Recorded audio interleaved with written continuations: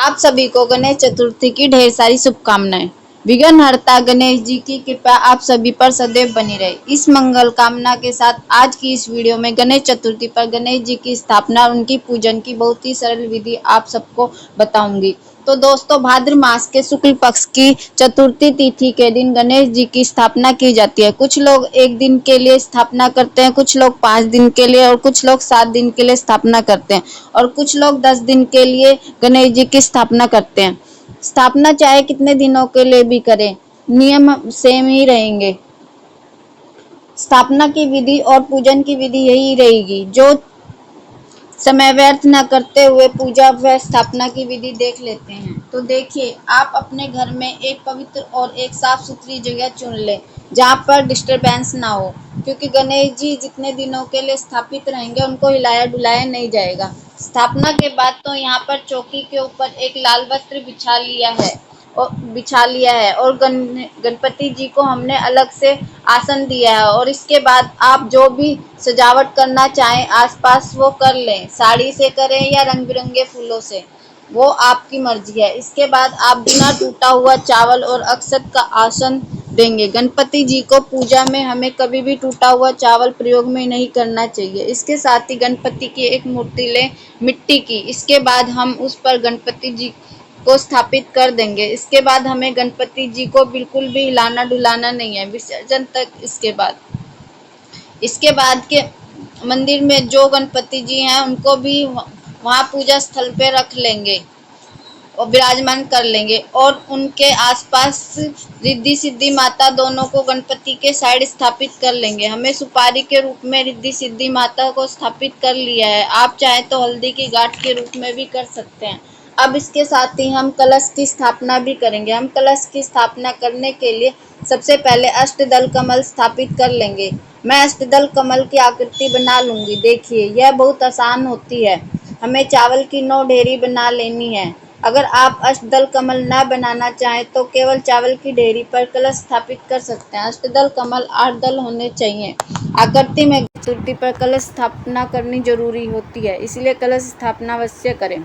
सबसे पहले गंगा जल डालें, फिर उसमें कंठ तक भर लें, फिर उसमें हल्दी की गांठ, सिक्का, सुपारी, अक्षत, लौंग, इलायची डाल लें। इसके बाद पंच पल्लव रख लें, कोई भी आम के हो या अशोक के। उन पर रोली लगाकर कलश पर रख लें। अब कलश में कलावा भी बांध लें और फिर हम कलश पर रोली या चंदन से शुभ चिन्ह जो स्वास्तिक बना लेंगे। इस तरह छोटी छोटी चीज़ों का ध्यान रखते हुए हमें पूजा अवश्य रखना चाहिए। अगर हम बिना निर्देश के पूजन करते हैं तो छोटी छोटी गलतियां अवश्य हो जाती हैं, इसलिए स्थापना करते वक्त हमें सभी बातों का ध्यान रखना चाहिए। अब हमें एक जटा वाला नारियल पानी वाला होना चाहिए। आपको हिलाकर देख लेना चाहिए कि उसमें पानी है या नहीं। हम कलावे को नारियल के ऊपर लपेट देंगे। अगर आप चाहे तो नारियल पर लाल या पीला कपड़ा भी बांध सकते हैं। नारियल के मुख ऊपर की तरफ होना चाहिए और अपनी ओर भी। बस ध्यान रहे इसका मुख कलश के अंदर नहीं होना चाहिए। हमें गणेश स्थापना कर ली, बड़े गणपति, छोटे गणपति, रिद्धि सिद्धि माता। अब उनके शुद्ध देसी घी का दीपक जब प्रज्वलित कर लेंगे और उसके बाद उसको चौकी पर रख लेंगे। इसके बाद फूल की सहायता से सभी पर गंगा जल छिड़क देंगे। मिट्टी की मूर्ति है, इसीलिए धीरे धीरे गंगा जल छिड़केंगे। अब वस्त्र के रूप में पटका अर्पित कर देंगे और छोटे गणपति, रिद्धि सिद्धि माता सभी को वस्त्र के रूप में कलावा अर्पित कर देंगे। वस्त्र अर्पित करने के बाद रोली चंदन कुंकुम से तिलक लगाकर टीका करें। वह गणेश जी को सिंदूर सबसे प्रिय होता है, इसलिए उनको सिंदूर का टीका लगाकर अक्षत अर्पित करें। गणपति जी को सिंदूर अर्पित करने से मनुष्य के जीवन में भाग्य उदय होता है। पूजा करते समय यह बोलते रहें, गणपति बप्पा मोरया, गणपति बप्पा मोरया, गणपति बप्पा मोरया या ओम गण गणपते नमः। इन सभी मंत्रों का जाप करते हुए पूजा शुरू करें। देखिए, हमें गणपति जी को जनेऊ अर्पित कर दिया, इत्र अर्पित कर देंगे और जनेऊ स्थापना वाले दिन ही अर्पित करेंगे, रोजाना अर्पित नहीं करना। इसके साथ गणपति जी को गुड़ैल का फूल जो अत्यधिक प्रिय अर्पित करें। अगर आपको गुड़ैल का फूल ना मिले तो कोई भी लाल रंग का पुष्प अर्पित कर सकते हैं। इसके साथ गणपति जी को पूजन में धूप घास का बहुत महत्व होता है। 21 तार के कुंज बना लें। कलावे की मदद से उन्हें अच्छी प्रकार बांध लें। उन्हें अर्पित करें। धूप घास आप किसी भी पार्क से लेकर आ जाएं। धूप घास कभी भी बासी नहीं मानी जाती, आप धुलकर दोबारा चढ़ा सकते हैं। इसके साथ रिद्धि सिद्धि माता गणपति जी को भी पुष्प अर्पित कर देंगे। इसके साथ गुड़ नारियल का भोग गणपति जी को अर्पित कर देंगे। आधा गोला और उसके अंदर थोड़ा सा गुड़ रखकर उसे समीप स्थापित कर देंगे। जितने दिन वह विराजमान रहेंगे उतने दिन वह उनके पास ही रखा रहेगा। इसके बाद गणपति जी का प्रिय भोग मोदक उनको अर्पित कर देंगे। अंदर गुड़, ताज़ा गोला और सूखे मेवे की स्टफिंग होती है। जो भारी लेयर होती है वह चावल या गेहूं के आटे की बनी होती है और भाप में पकाई जाती है। गणेश जी को मोदक बहुत प्रिय हैं। गणेश जी का सबसे प्रिय फल होता है केला, उन्हें उसके बाद केला अर्पित कर देंगे। उसके बाद पंचमेवे का भोग अर्पित कर देंगे। इसके साथ हम हाथ में पुष्प लेकर एक लोटा जल चौकी पर रखकर गणेश चतुर्थी व्रत की कथा सुन लेंगे।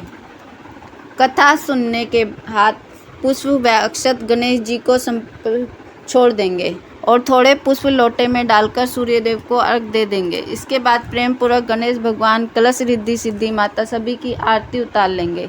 इसके साथ ही हम सामर्थ्य के साथ कुछ दक्षिणा निकाल कर रख लेंगे। इसके बाद हाथ में थोड़ा सा जल लेकर 3 बार फेरी देंगे और गणेश जी से प्रार्थना करेंगे कि हे भगवान, हमने इतने दिनों तक आपकी स्थापना की है और इन दिनों में हमसे स्थापना में या पूजा स्थल में कोई भूल चूक हो गई हो तो क्षमा करें।